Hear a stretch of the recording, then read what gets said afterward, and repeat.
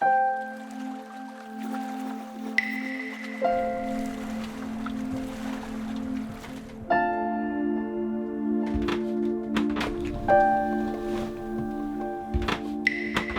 just got up to go scuba diving, so we're gonna go just 40 minutes around the corner here. I'm super tired. I think whenever we get to a new anchorage, I always kind of sleep with one eye open until I know that the anchor is definitely gonna hold. Morning, Sissel. How are you? Are you tired? Me too. I honestly slept horrendously last night. So did you, I can see. Or are you just tired? I'm just tired. Someday I'll become a morning person. That's not today. We're anchored in like 20-meter water and we're super close to shore because it just gets very fast, steep, deep. I can't do this at 6:30 in the morning. It's just that I don't know how steep it is, and if we're almost like on a drop off, then the anchor might not hold so well if it gets really windy.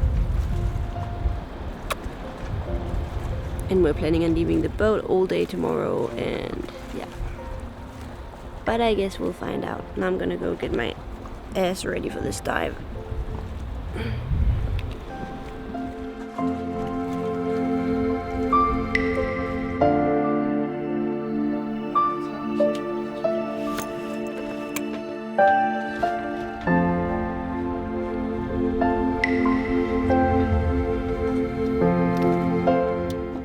We could come up with hundreds of reasons of why we decided to sail around the world. But after having lived in Thailand, one specific reason convinced us in no time. Even though we rented long-term apartments when living there back then, it was never truly our own homes. Never our own beds we slept in, never our own coffee cups to drink coffee from in the morning. Somehow, we always knew that it was a temporary state before finding our true homes. With a boat, we realized that not only are we able to get to the most remote dive sites of the world, we could also be 10,000 miles away from our home country and still be sleeping in our own beds. And that to us was like the ultimate freedom. Den her. Are we good to go? I guess not. Let's go. Check out. Now we're good to go. Jeg tror, jeg har alt i hvert fald. Ja. De lange Now you cannot fall in the water when you get in the boat. No. Regulator, Tony, kamera, slate, vægte. Godt humør.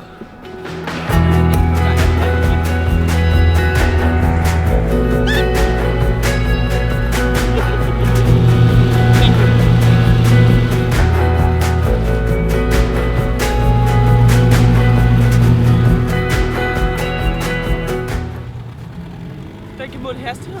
Må se. Ja, men der skal net til. Nej, se!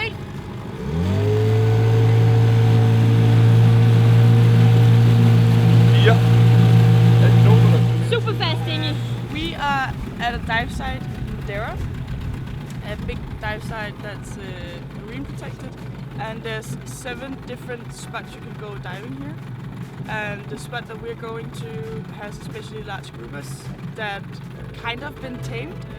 It's also supposed to be big chimneys that you can swim through. Stingrays. Sometimes there's eagle rays as well.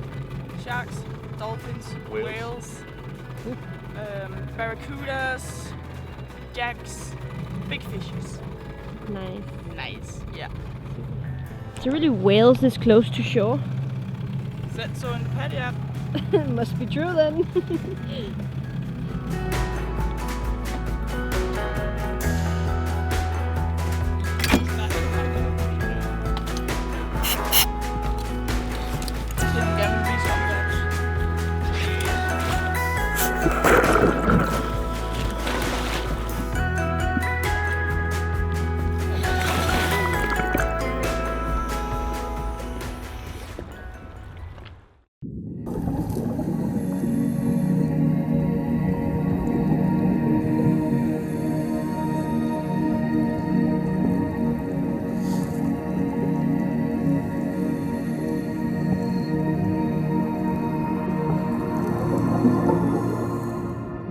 Madeira has many nature reserves around the islands, which every day are being protected by park rangers.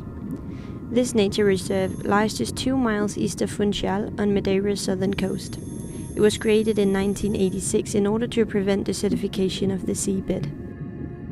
Now, we weren't lucky enough to run into any rays on this dive, or dolphins, but we did run into countless amounts of the Atlantic trumpetfish, a fish that's actually able to change color during mating rituals or to camouflage, and just like seahorses, it's the male trumpetfish that carries the eggs until they hatch. They're typically found in warmer waters, but as water temperatures rises, some species are able to migrate further north, and in the past years the fish has even been spotted in the Azores. We also did run into the famous groupers, which indeed are very curious of divers, and even one larger barracuda. But other than that, we enjoyed the dive exploring the many underwater rocks of the volcanic island.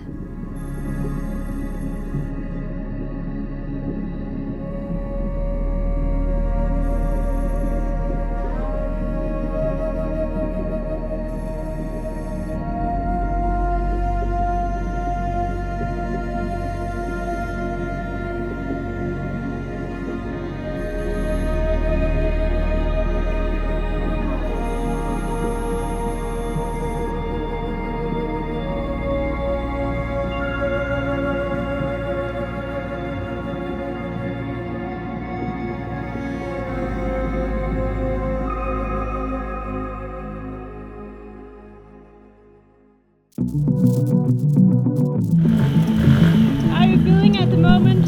Cold and wet. The next week we spent exploring Madeira on land with our crew before they were to go back home to Denmark. We've been riding scooters, driving through the island's many different microclimates. We've been hiking to the highest point of the island. It's so scenic! And explored beaches until all of a sudden it was only me, Sissel and Robin left on the boat. Halyard. Halyard. H-A-L-Y-A-R-D. Halyard. Halyard. Can I type that? There's gonna be a lot of terms that we're gonna struggle with in English. That's what subtitles are made for. And so there we were, just the three of us getting ready to sail a 280 nautical miles trip from Madeira to the Canary Islands, where we'll prepare the boat for the Atlantic crossing. Nice tape job. Thank you. That's how it is when you broke the fucking windows. We have to do like this and fix this on the Canary Islands. Yeah. We need the proper primer and some tube. Epoxy. Yeah, the right one. Yeah. We have tried, but it Keeps falling off. Yeah, it will not stick as we want. So We'll fix it. The long to-do list. the long one.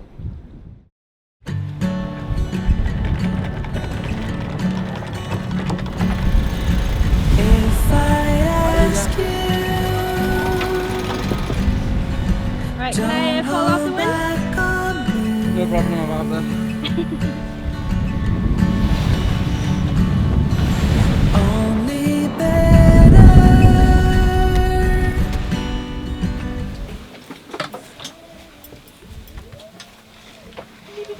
Safety first. When you're offshore racing like we are, we have to wear the life jacket all the time. Did you just call us offshore racers? Yes, because we are in a racing boat at the moment. We're currently sailing at 5 knots and 12 knots wind, Four knots. 4 knots and 12 Even knots better. wind. Nice and slow. We are setting up the fishing rod. Yeah.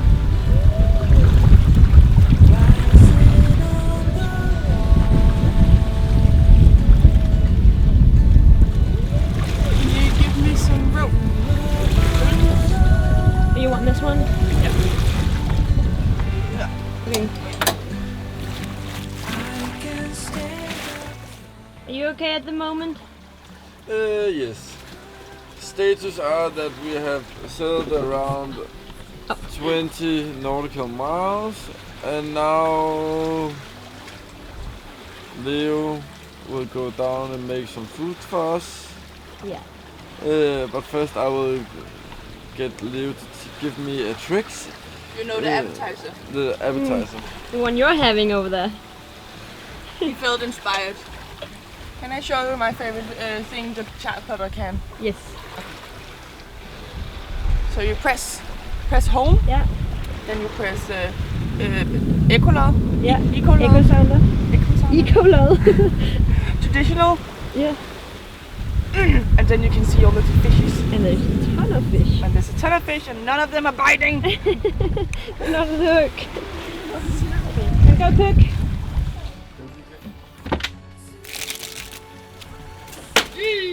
Yeah, that was a bad catch or throw. It's like 1,000,000 degrees down here.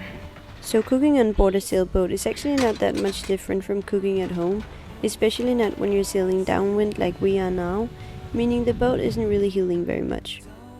But the gas stove actually sits in a gyro, allowing us to cook no matter how much the boat is heeling.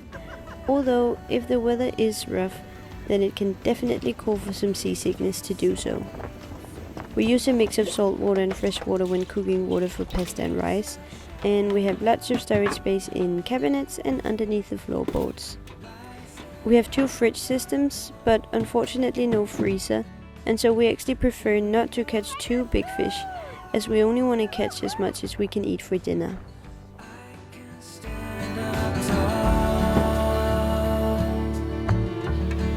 Nice.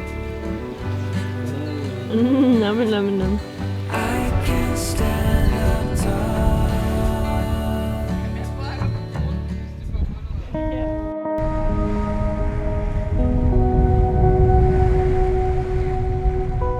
Now we're gonna finish this episode here, but in next week's episode you can join us on our night shift as we continue towards the Canary Islands, while also taking a trip down memory lane to an experience we had sailing in bioluminescence in the North Sea. See you next week!